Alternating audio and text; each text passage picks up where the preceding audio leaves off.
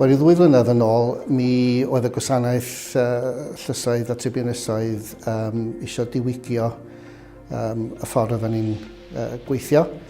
A rhan greiddiol o hynny oedd tynnu nifer o achosion y lleia difrifol allan o'r llysoedd a bod nhw'n cael ei gwneud ar-lein.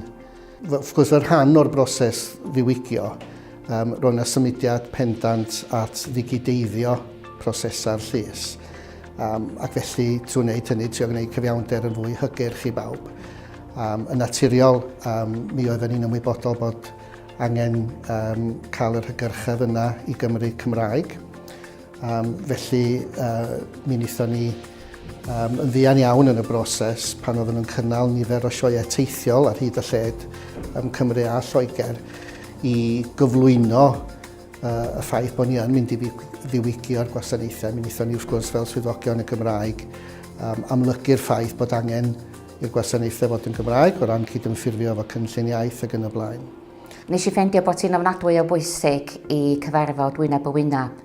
A hwnna oedd y peth pwysica un, swn i'n deud, i unrhyw sefydliad i feddwl amdano fo pan da'n dechrau prosiectau fel hyn. Wrth ddigideiddio gwasanaethau, da ni yn cynnal sesiynau efo'r cyhoedd mwyn wneud yn siŵr bod yr iaith da ni'n defnyddio yn gwasanaethau digidol yn gyfarwydd, bod yn hawdd i deall, achos yn y pen draw wedi ben ydy, da ni eisiau i'r cyhoedd defnyddio'r gwasanaethau wedyn, da ni eisiau gwneud yn siŵr bod ni'n defnyddio iaith bob dydd mewn ffordd yn hytrach na iaith lenyddol.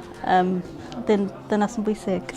Da ni wedi trio gwneud yn siŵr bod yr iaith mor syml fel bod nhw'n cadw nhw ar y trywydd Cymraeg heb bod nhw'n neidio i'r llwybr Saesneg ac felly yn eu colli nhw fel cwsmer fel tai o ran y Gymraeg.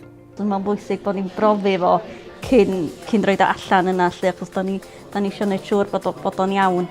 Mi fyswn i'n deud mae un o'r effeithiau mwyaf positif o hyn i gyd ydy oherwydd bod ni wedi ceisio gwrando ar lais defnyddwyr Cymraeg wrth atblygu rhai o'r platfforms yma, ydy bod nhw yn gallu mynd ar-lein ac yn cael mynediad i gyfiawnder mewn iaith sydd falle chydig bach haws i'w deall.